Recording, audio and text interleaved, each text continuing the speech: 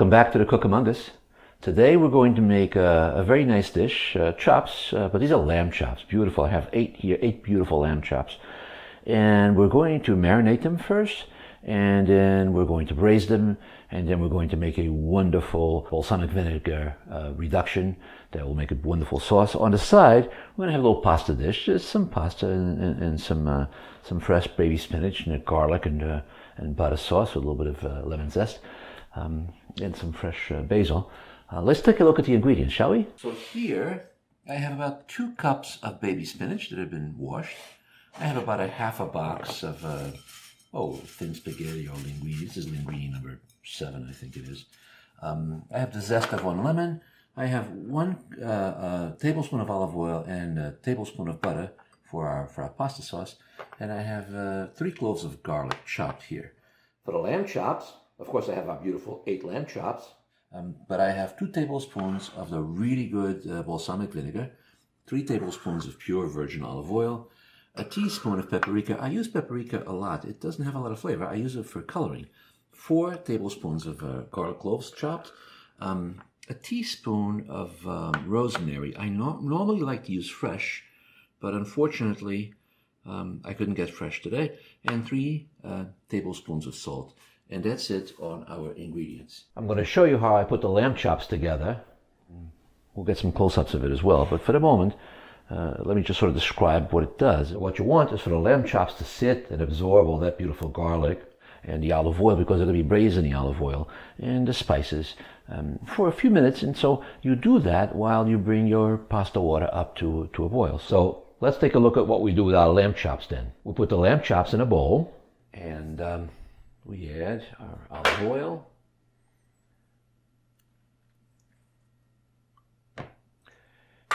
our garlic, a little bit of paprika, the salt, the rosemary, which would have been a lot better if it was fresh, but it's not, and a little bit of pepper.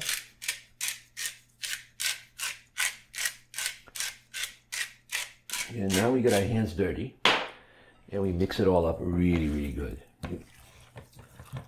There's no way you can do this without using your hands. You'll never get it right. But if you look closely, you'll see what's happening with that paprika. It's getting that beautiful color into the chops. Otherwise, you cook these things and they look brown or gray, Much nicer when they look that nice, red. Okay, so we'll let these sit for a few moments, and we'll come back to them. While our lamb chops marinate, we can turn our attention to the pasta. So, the pasta water, let's bring it up to a boil. And that's about all the amount of time that we need for the lamb chops to marinate. So however long it takes the water to boil, that's how long we need to marinate the lamb chops. Okay, so our water is up to a boil. We're ready to put our pasta, and we can start on our chops at the same time. So let's start by just, dropping our pasta into our water. And we need to get it all in the water nicely. So we'll just wait for it to get a little bit damp and just keep, getting it inside the water. Meanwhile, we have our pan for braising our chops heating up. Once this comes back to a boil, it'll take about 12 minutes for the pasta to be done. Okay, now we have a really beautifully blazing hot pan here. I would even like it a little bit hotter than it is, but it is pretty hot. So, let's take our beautiful chops and all of this yumminess and just drop it right in there. And you can hear that beautiful noise that they make. And we're just going to braise them nice. Depending on the day, the humidity, the chops, you might need to add a little bit more olive oil. I can tell already I need to add a tiny bit more. So, no problem. Just put a little bit more in.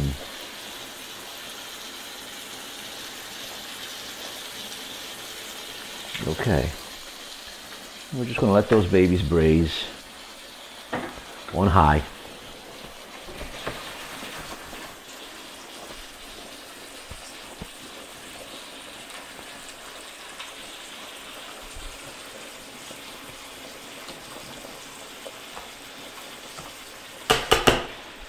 Right around now, you can start to smell that garlic. Everybody gets hungry in the house when I do that.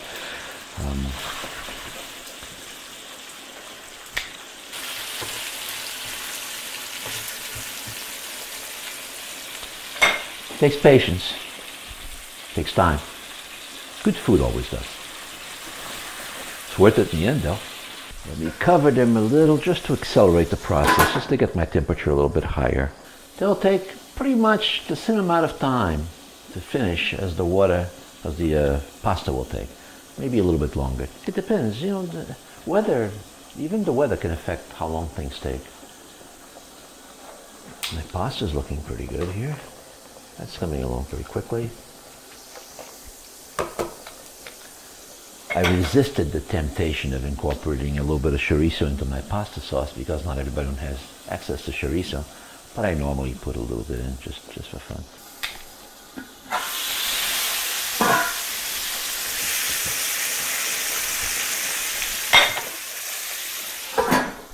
Just a few moments before the chops are done and the pasta's done, I can start wilting my my garlic and my butter for the garlic sauce for the pasta. It's a dance, trying to time it all to come out almost at the same time. It's a lot easier to do when you're not staring at 3 different cameras and nervous. I normally do this, you know, with one hand tied behind my back, you know. But it's a lot harder when you're trying to show other people.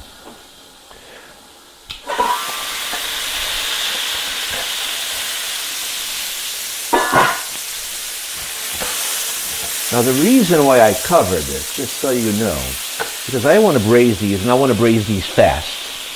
But if I were to run them in this high heat and keep them uncovered, the evaporation process would take away all my liquids, all my fats, and I would have nothing but a burnt mess on the bottom of my pot. And I need to deglaze this. So I cover them to keep the steam inside and keep my juices inside.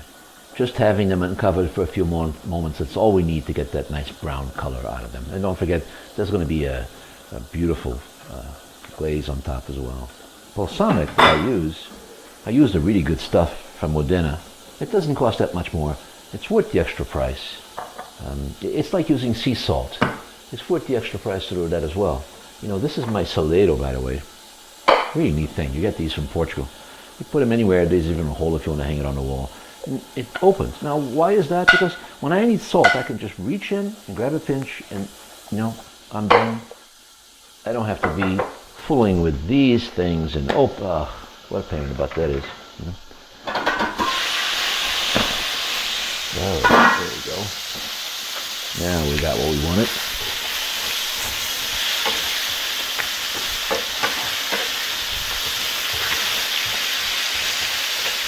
Okay, these are just about done.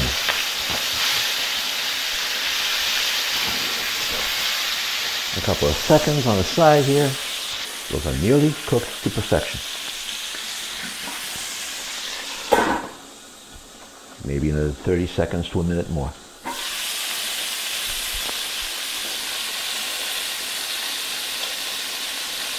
That's the finger test. You look for a certain level of resistance, and that's how you can tell if you're medium rare. We are pretty much there.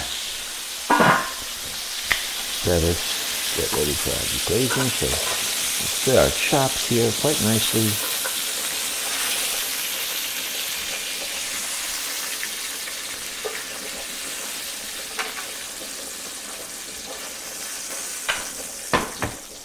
We'll add our vinegar.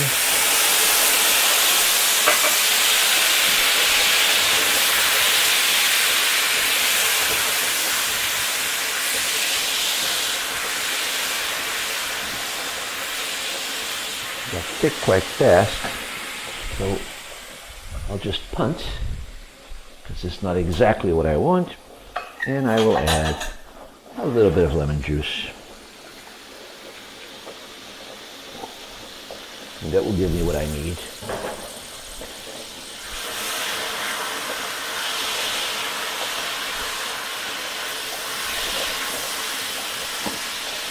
Okay.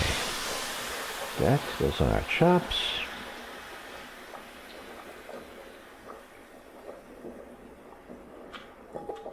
Those are done. We'll set them aside for the moment. It's perfectly done.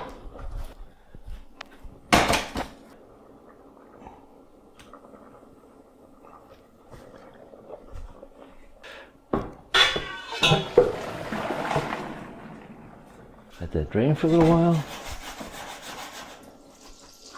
Here comes our garlic.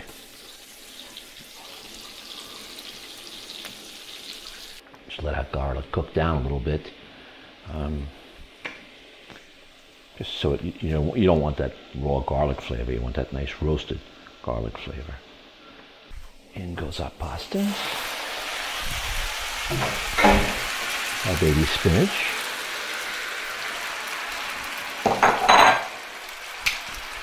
You fold it all in a little bit of salt, a little bit of fresh pepper,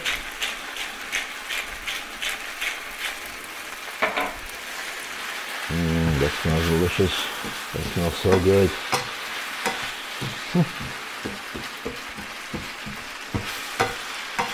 Okay, and in goes our lemon zest.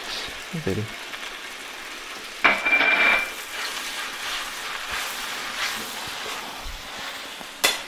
We are ready to serve this. Huh? How's that? Nice little homemade meal. Not much work, believe me. This is so much easier to do when you're not filming. Let's plate this, see what it looks like. So we'll do a little bit of pasta here. Not too much, just a little bit with the greens. Like that. And then maybe 1 or 2 of these chops. Huh? Isn't that beautiful? Look at that. Let's put it on the table, see what it looks like. And there we are. Beautiful meal.